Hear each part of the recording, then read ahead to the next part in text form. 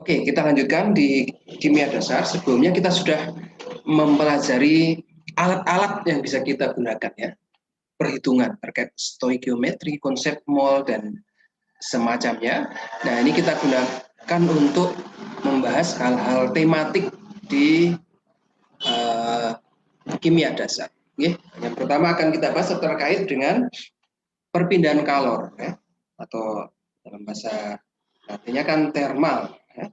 Thermal yang berkaitan dengan proses kimiawi. Di proses-proses kimia yang melibatkan adanya kalor atau energi yang keluar atau masuk. Oke. Oke. Energi dalam reaksi kimia, oke, tidak seperti materi. Jadi energi dalam reaksi kimia ini tidak dapat diindra, ya, tidak dapat dilihat. Oke, kalau ada energi masuk atau keluar, kita tidak bisa melihat energinya berjalan masuk atau meninggalkan dari reaksi kimia tersebut. Ya. Tetapi ada efek yang dapat kita rasakan. Oke, misalnya kita melakukan apa yang sering kita temukan. Nyuci ini yang mbak nyuci pakai deterjen membantu orang tuanya ya. Begitu deterjen itu terkontak dengan air, kita rasakan tangan kita menjadi dingin ya. Itu kan artinya ada bahwa pelarutan deterjen dalam air menyerap panas dari tubuh kita, ya, sehingga tangan kita merasa dingin. Ya. Nah, efek yang paling mudah diamati adalah kemampuan melakukan kerja, to do work. Ya. Oleh karena itu, ini digunakan untuk mendefinisikan energi. Ya. Masih menggunakan prinsip konservasi energi bahwa energi dapat diubah menjadi satu bentuk ke bentuk lainnya. Okay. Maka dalam perubahan dalam pembahasan reaksi kimia atau kimia dasar, energi kimia adalah energi salah satu jenis energi potensial yang tersimpan dalam atom-atom atau molekul-molekul tersebut akibat posisi relatifnya satu atom dengan atom yang lain. Oke, kita sebut sebagai ikatan kimia. Nah, dalam sebuah reaksi kimia, energi kimia tersebut bisa dilepaskan atau bisa disimpan atau bisa juga diubah menjadi jenis energi lain. Contohnya energi panas, energi mekanik untuk melakukan gerak, energi suara atau energi cahaya.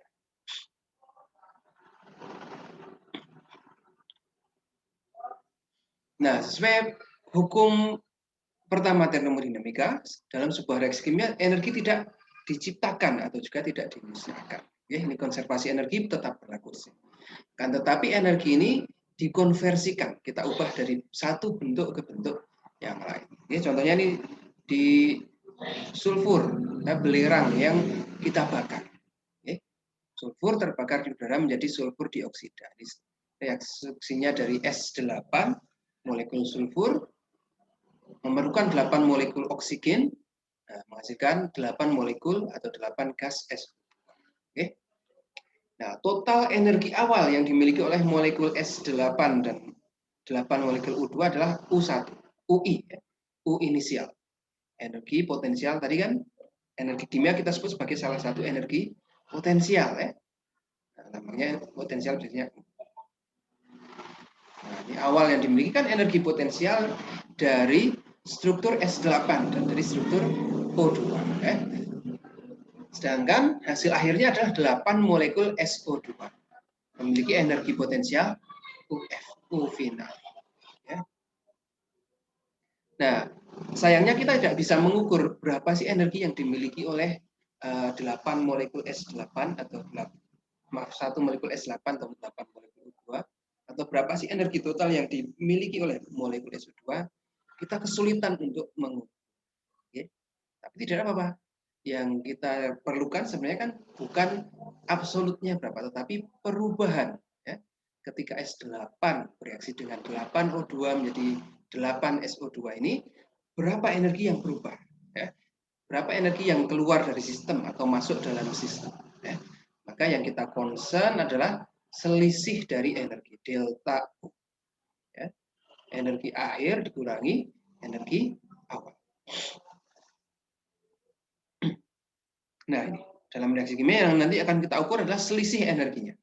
Delta U, UF dikurangi UI. Ya.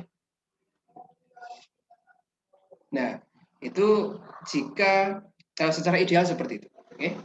Akan tetapi sebagian besar reaksi kimia ini berlangsung pada tekanan konstan. Tadi ya, misalnya ini kan melibatkan gas. Ini ketiga-tiganya ini adalah ini gas, ini gas. Oke. Kalau reagen atau produknya berupa gas, maka kita susah untuk mengconfine ya, mengatur bahwa gasnya cuma di sini saja sih, tidak boleh menyebar. Oke. Yang namanya gas pasti akan berdifusi menyebar ke semua tempat. Oke. Oleh karena itu, dalam gas menyebar ini ternyata juga memerlukan energi untuk bergerak ya, dari satu titik ke titik lain. Oke.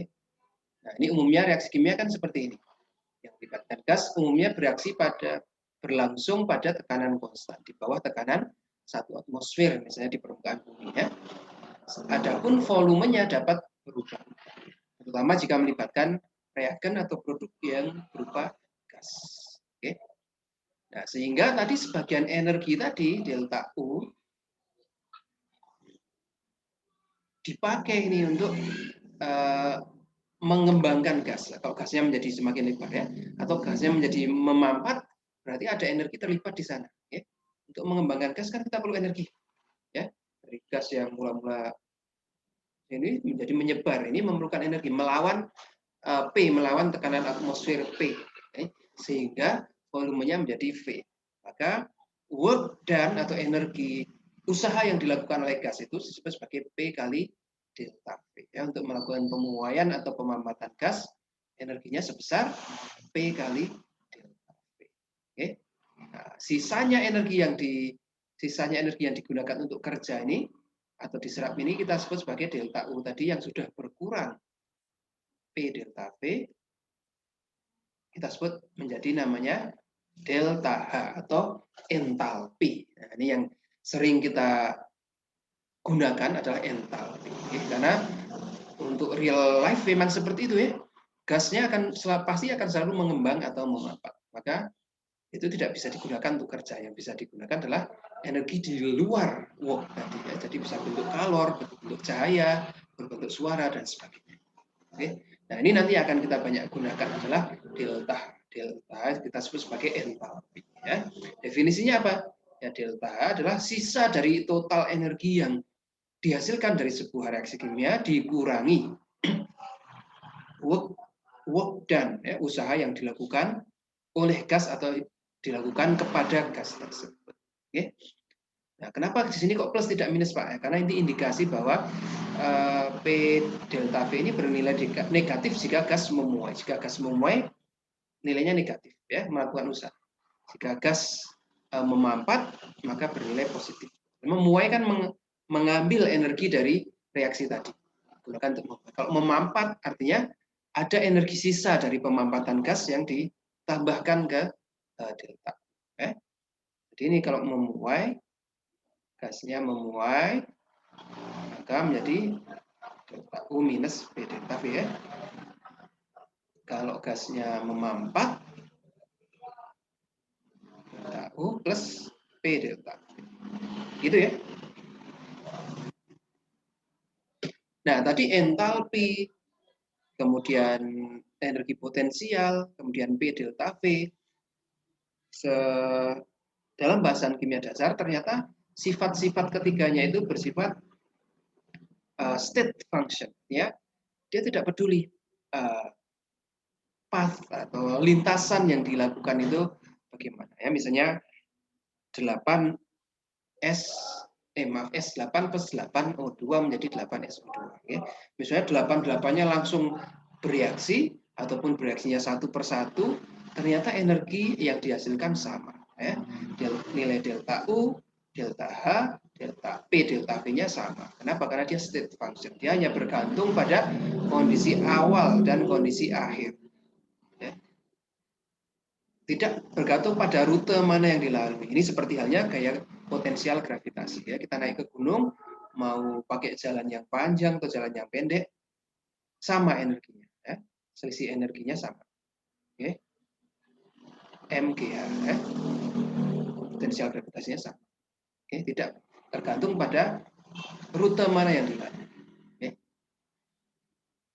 Nah, contohnya Nah ini, misalnya saya memiliki karbon, arang, ya, saya bakar dengan oksigen. C plus O2 menghasilkan CO2. Ya, ternyata energi delta H, entalpi yang dihasilkan adalah minus 394 kilojoule per mol. Artinya setiap 1 mol reagen, 1 mol C yang dibakar dengan 1 mol O akan dihasilkan energi sebesar 394 kilojoule. Ya, dengan satu jalur seperti itu. Ada juga dengan jalur yang lain, C ditambah O2, hanya separuh saja yang digunakan, sehingga awalnya menghasilkan CO plus setengah O2. Ya. Entalpinya adalah minus 111 kilojoule per mol. Step yang kedua, CO plus setengah O2 tadi menghasilkan CO2 dengan entalpi minus 283. Oke. Nah, ternyata kita gunakan ini sama. Ya, kalau kita amati ini adalah sama jumlahnya. 4, 9, 3. Ya. Jadi delta H total, baik mau memakai rute 1 ataupun rute 2, nilainya sama. Oke. Oke. Ya, ada tanda positif dan negatif di sini. Apa maksudnya? Ya. Dalam sebuah reaksi kimia, energi keluar. Jika energi keluar dari sistem, oke, bagaimana? Akhirnya energi kita kan berkurang. Ya. Saya memiliki C plus O2. Ini total energinya adalah misalnya 1000. Ya. Kalau dalam reaksi kimia ini dihasilkan panas, cahaya, dan segala macam, artinya kan 1000 dari cahaya, dari energi ini kan keluar, ya. Ini misalnya besarnya panas 390, ya. Ini adalah 4 kilojoule misalnya aja, kilojoule. Oke. Kira-kira energi CO2 berapa? Ya 1000 dikurangi 394. Berapa? Nyotokin S-nya ya. 0. Nah, gitu ya.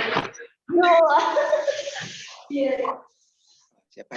S-nya tadi mana? Ini. Hanya di sini.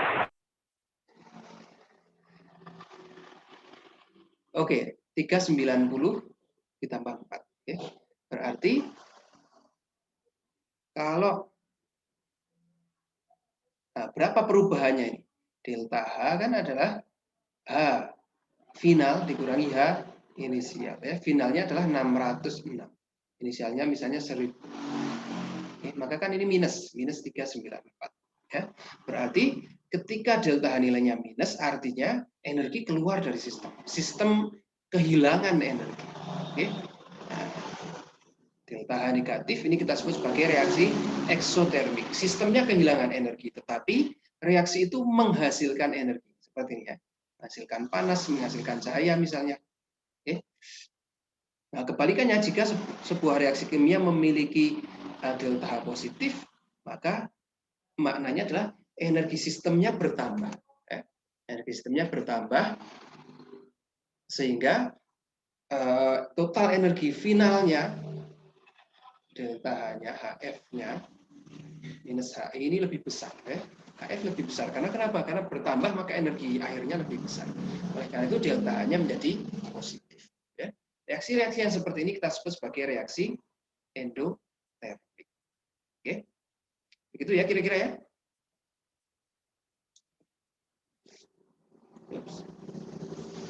Nah, bagaimana kita bisa tahu besarnya energi tadi delta H tadi berapa sih? Ya, dari reaksi C plus O2 menghasilkan CO2 tadi delta H-nya bagaimana? Nah, ini para ilmuwan menggunakan alat yang namanya kalorimeter. Ya. Diukur dengan menggunakan kalorimeter. Misalnya saya memiliki sebuah senyawa organik naftalen C10H8. Oke, kita bakar dalam kalorimeter volume konstan. Ya, volume konstan. Sehingga temperatur kalorimeter naik. Ya, tadi kan panas yang dihasilkan digunakan untuk menaikkan temperatur sistem. Ya. Sistemnya naik dari 20,28 derajat Celcius menjadi 25,95 derajat Celcius. Jika kapasitas panas kalorimeter ditambah air di dalamnya adalah 10,17, maka energi dapat diberikan sebagai ini termodinamika Anda sudah ambil belum?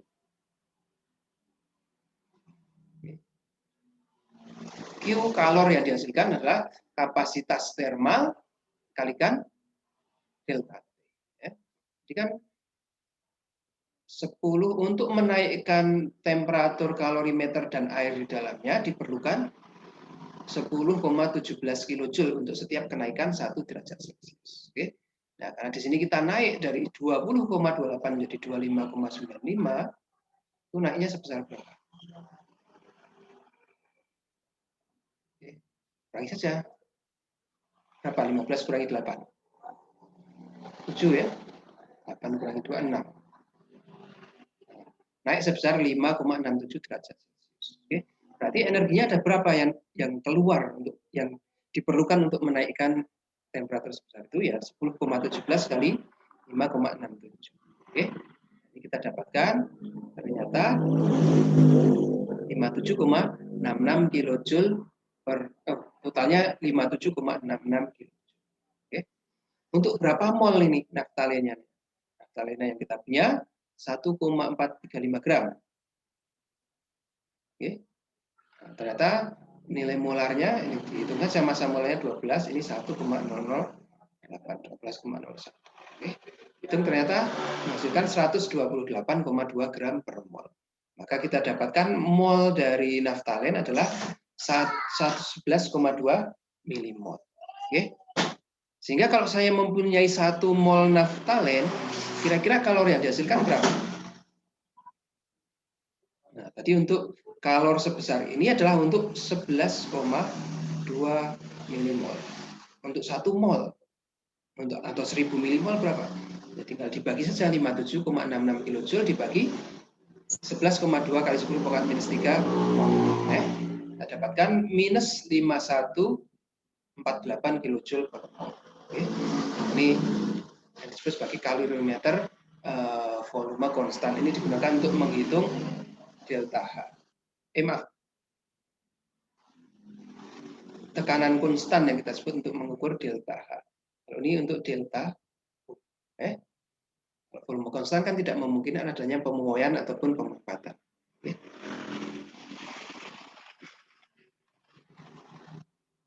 Oke, kita coba latihan soal. Nilai entalpi atau delta H dari beberapa bahan bakar ditujukan sebagai berikut. Kita disuruh memilih mana yang merupakan reaksi endotermik, reaksi-reaksi mana yang eksotermik. Ya. Kemudian untuk setiap 1 kg bahan bakar tersebut, mana yang menghasilkan energi lebih banyak. Ya. Atau biodiesel, ya, solar C2H6OH, reaksinya seperti ini ya. Kira-kira delta H-nya sekian. Oke. Yang kedua adalah hidrogen, delta H-nya sekian. BBM, ini bensin, pertamax, pertalite, dan sebagainya. Gas alam, kemudian batu bara. Kira-kira mana yang reaksi endotermik atau eksotermik? Kita lihat di sini tandanya ya. Kalau dia negatif artinya bersifat eksotermik ya, energi keluar dari sistem ketika reaksi tersebut berlangsung. Oke. Makanya energi yang keluar dari sistem ini diubah menjadi panas misalnya sebesar nilainya masing-masing. Oke, jadi semuanya eksotermik ya. Karena energi dilepaskan dari sistem, terlihat dari nilai delta H yang negatif. Oke. Maka selanjutnya untuk 1 kg setiap bahan bakar tersebut mana yang menghasilkan energi paling banyak. Ya, kita hitung saja. 1 kg kita hitung sebagai molnya ya. 1 kg dibagi massa molekul relatif. Oke. Untuk hidrogen ya. Ternyata bagaimana? Nah, 1 kg itu berapa mol ya? Jadi 1000 gram misalnya hidrogen, 1 kilogramnya kan 1000 gram. Dibagi massa molarnya 2 gram per mol. Nah, inilah menjadi 500. Berarti dalam 1 kilogram hidrogen itu terdapat 500 mol ya. Ini ada 500 mol. Kalau untuk biodiesel berapa? Oh, ternyata ya 1000 dibagi 47 gram per mol, ini massa molekul relatifnya. Oke. Ada mungkin 20-an ya. 20 ya? 20 sekian. Oke. Mungkin 22. Untuk BBM kira-kira cuma ada 8 mol. Oke. Untuk gas alam ini ternyata ada 18 mungkin atau 17 mol. Untuk batu bara ini cuma ada setengah mol ya kira-kira. Nah, tinggal dikalikan saja. Kalau setiap mol menghasilkan 286, maka untuk 500 mol dihasilkan berapa? Oke, maka hidrogen kita dapatkan 143.000 kilojoule. Oke, biodiesel 25.000, BBM 48.000, gas alam 49.000, dan batu bara 25.000. Oke, nah ini ternyata untuk 1 kilogram bahan bakar untuk berat yang sama, ternyata hidrogen menghasilkan energi yang paling banyak. Oke, nah, karena itu salah satu sumber energi masa depan adalah hidrogen. Ya. Kenapa? Karena densitas energinya tinggi. Selain itu apa? Kalau kita bakar hidrogen hasilnya apa?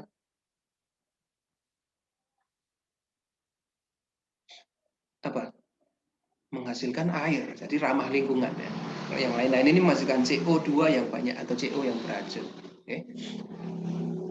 Maka hidrogen ini menjadi salah satu bidang riset yang sedang hot sekali. Ya. Nah, untuk terkait energi kita di masa depan yang lebih ramah lingkungan.